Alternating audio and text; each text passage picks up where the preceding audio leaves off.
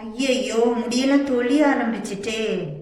என் முடிய பத்தியா எவ்வளவு கருமையா அடர்த்தியா இருக்கு. எனக்கு முடியும் தொழியல, ஒன்னும் தொழியல. ரொம்ப பீத்தாதுங்க. அது என்ன ரகசியம்னு எனக்கு சொல்லி தரக்கூடாதா? இதுதான் அந்த ரகசியம்.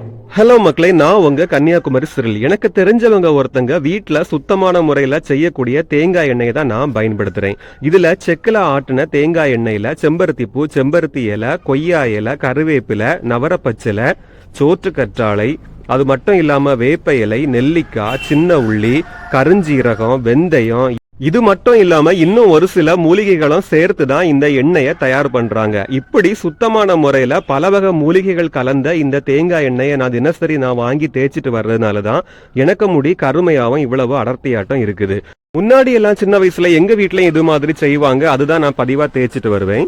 ஆனா இப்போ வீட்டுல யாருக்கும் செய்யறதுக்கு டைம் இல்லாததுனால நான் இப்ப இந்த அண்ணன்ட்ட இருந்தா நான் பதிவா வாங்கி நான் தேய்ச்சிட்டு வர்றேன். நல்ல மாற்றம் இருக்கு. எந்த விதமான கெமிக்கலும் இல்லாம இயற்கையான முறையில வீட்டுல வச்சே செய்யக்கூடிய இந்த தேங்காய் எண்ணெய் உங்க பிள்ளைங்களுக்கும் நீங்க தேய்ச்சி பழக்கினீங்கன்னா ஹேர் ஃபால் பிரச்சனை, ஹேர் சம்பந்தப்பட்ட எந்த பிரச்சனையும் வராது. இது மாதிரி எந்த கெமிக்கலும் எந்த கலப்படம் இல்லாம மூலிகை கலந்த வீட்டுல தயாரிக்கக்கூடிய சுத்தமான தேங்காய் எண்ணெய் உங்களுக்கும் தேவைன்னு சொன்னா ஸ்கிரீன்ல தெரியக்கூடிய இந்த நம்பருக்கு கான்டாக்ட் பண்ணுங்க. அந்த உங்களுக்கு எத்தனை லிட்டர் தேவையோ அதை ஃப்ரெஷ்ஷா செய்து உங்களுக்கு கொரியர்லயே வீட்டுக்கு அனுப்பி வச்சிருவாங்க.